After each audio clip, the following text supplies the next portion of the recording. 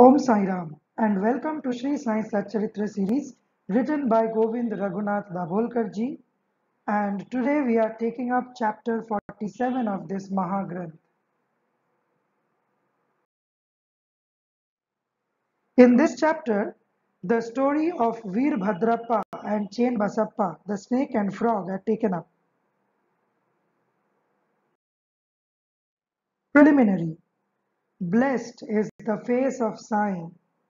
If we cast a glance at him for a moment, he destroys the sorrow of many past births and confers great bliss on us. And if he looks at us with grace, our bondage of karma is immediately snapped away and we are led to happiness. The river Ganges washes away the dirt and sins of all the people who go for her bath. But she intently longs for the saints to come to her and bless her with the touch of their feet and remove all the filth accumulated in her. She knows for certain that this can only be removed by the holy feet of the saints. Sai is the crest jewel of the saints, and now hear from him the following purifying story. The Snake and the Frog. Sai Baba said, one morning after taking my breakfast, I strolled along till I came to a small river bank. As I was tired, I rested there, washed my hands and feet, and had a bath and felt refreshed. There was a footpath and a cart track, sheltered by shady trees. The breeze was also blowing gently. As I was preparing to smoke chillum, I heard the croaking of a frog. I was striking the flint and lighting the fire when a traveler turned up, sat by my side, bowed down to me, and politely invited me to his house for meals and rest. He lit up the pipe and handed it over to me. The croaking was heard again, and he wanted to know what it was. I told him that a frog was in trouble and was tasting the bitter fruit of its own karma. We have to reap now the fruit of what we sow in our past life, and there is no use crying about it now. Then he smoked and handed over the pipe to me and said that he would go there in person and see for himself. I told him that a frog was caught by a big snake and was crying. Both were very wicked in their past life and were now reaping the fruit of their past actions in the present bodies. He went and found that a huge black serpent was holding a big frog in its mouth. He returned to me and said that in about 10 or 12 minutes the frog would be eaten up by the snake. I said, no, this can't be. I am its father and I am here now. How shall I allow the snake to eat it up? I am here for nothing. Just see how I release it. After smoking again, he walked up to the place. He was afraid and asked me not to proceed further as the snake might attack us.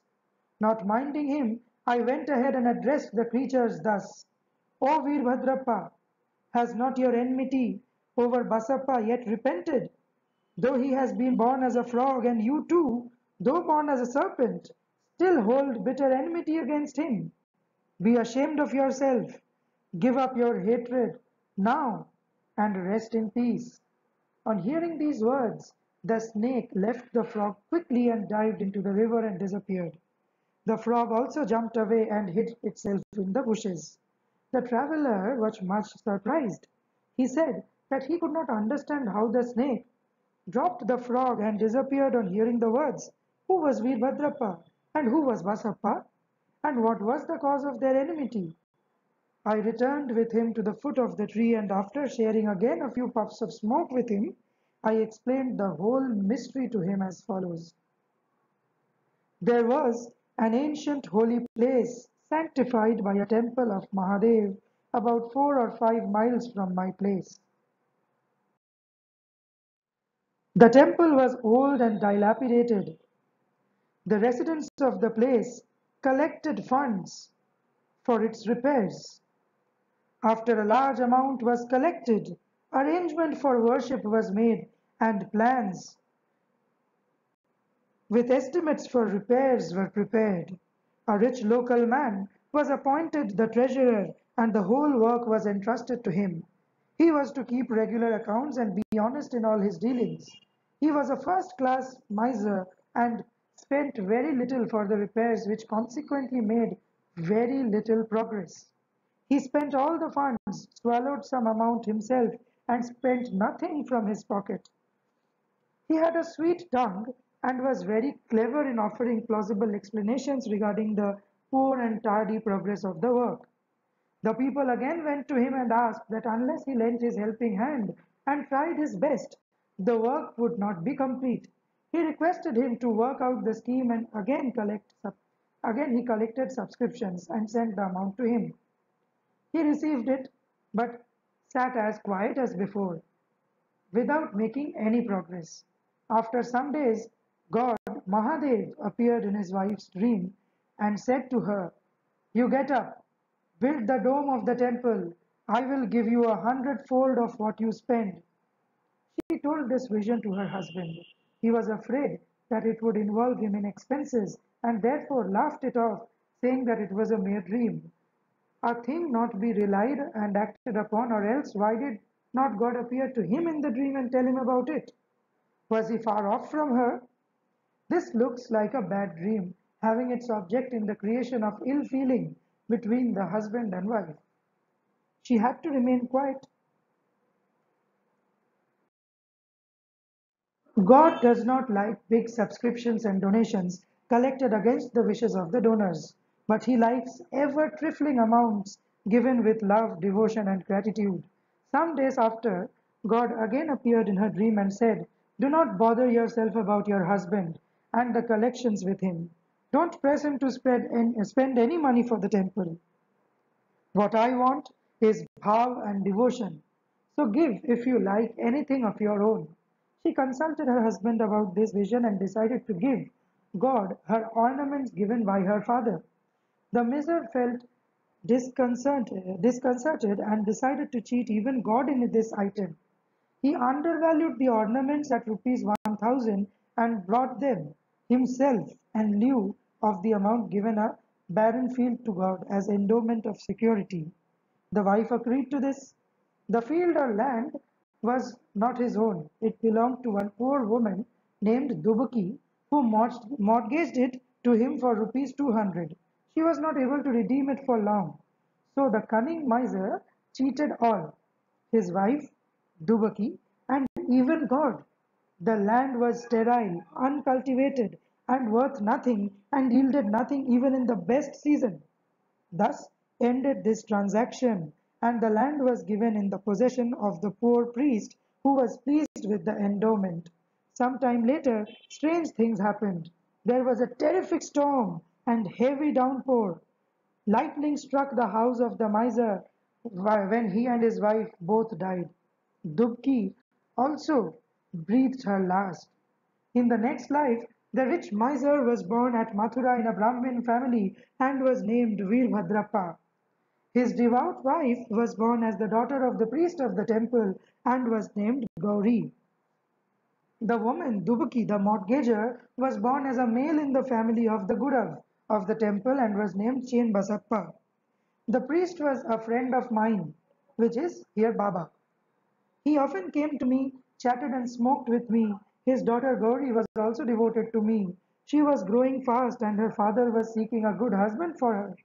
I told him not to worry about this, as the bridegroom himself would come seeking her. Then there came a poor boy named Veerbhadrappa, wandering and begging his bread to the priest's house. With my consent, Gauri was given in marriage to him. He was also devoted to me initially, as I recommended his marriage with Gauri, but later he became a miser. Even in this new life, he was hankering after money and asked me to help him to get it as he was leading a married man's life. Strange things happened. There was a sudden rise in prices. By Gauri's good luck, there was a great demand for land and the land was sold for 1 lakh of rupees, which is 100 times the worth of her ornaments, as Lord Shiva had promised her. Half the amount was paid in cash and the remaining was to be paid in 25 installments or rupees 2,000 each. All agreed to this transaction but began to quarrel over the money. They came to me for consultation. I told them that the property belonged to God and was vested in the priest, and that Gauri was his sole heiress and proprietress, and no amount should be spent without her consent, and that her husband had no right whatsoever to the amount. On hearing my opinion, Veerbhadrappa was annoyed with me and said that I wanted to establish Gauri's claim and embezzle her property. On hearing his words, I remembered God and kept quiet. Veerbhadrappa scolded his wife, and she came to me at noon and requested me not to mind the words of others and not to discard her, as she was my daughter. As she thus sought my protection, I gave her a pledge that I would cross even 7 seas to save her. Then that night, Gauri had a vision. Mahadev appeared in her dream and said, "The whole money is yours. Do not give anything to anybody. Spend some amount for temple purposes in consultation with Chain Basappa, and if you want to use it for some other purpose, consult with Baba in the masjid, which is myself." Gauri told me the vision, and I gave her proper advice in the matter. I told her to take the principal or capital amount to herself, give half the amount of interest to Chain Basappa, and that Veerbhadrappa had nothing to do in the matter. While I was thus talking, both Veerbhadrappa and Chain Basappa came there quarreling. I tried my best to pacify them and told them of God's vision to Gauri. Veerbhadrappa got wild and angry and threatened to kill Chain Basappa, cutting him to pieces.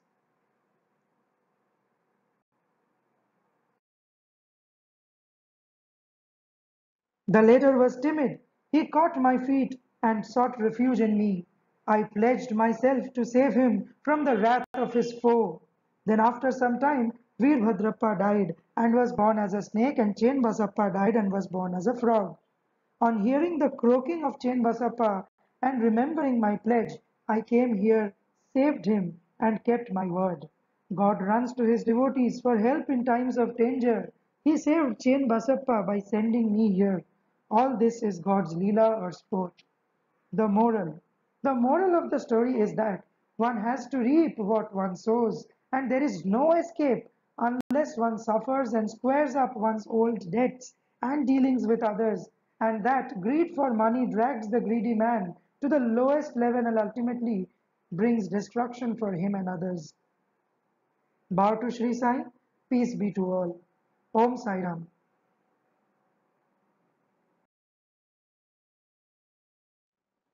So, with this positive note, with the conclusion of the interesting chapter of Chain Basappa and Veerbhadrappa, today we conclude Sri Sai Satcharitra series, chapter 47.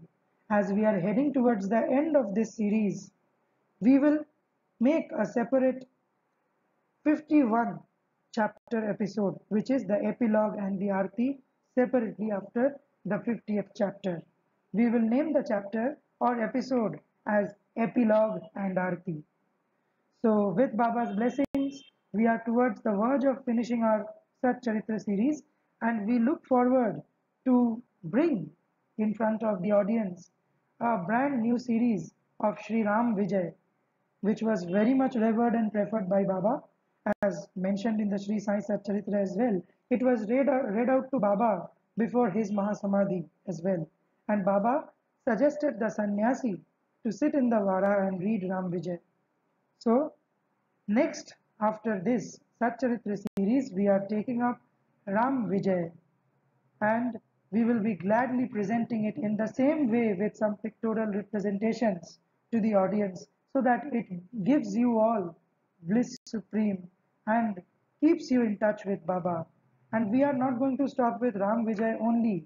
We are again planning to take further endeavors like Sri Gajanan Vijay and many other books on Baba, Sai Guru Charitra, and many other books. So bless us, stay with us, keep supporting us, and keep listening to such religious scriptures and get blessed. So the auspicious beginning on Ganesh Chaturthi with Sri Sai Satcharitra was successful. Even if we are able to bring change in a particular person's life, even an individual's life, we feel it is a great achievement for us. Thank you so much, and I would obviously recommend all the audience who are listening to this Sai Satcharitra series to read the book. This book is a jewel as it is in itself.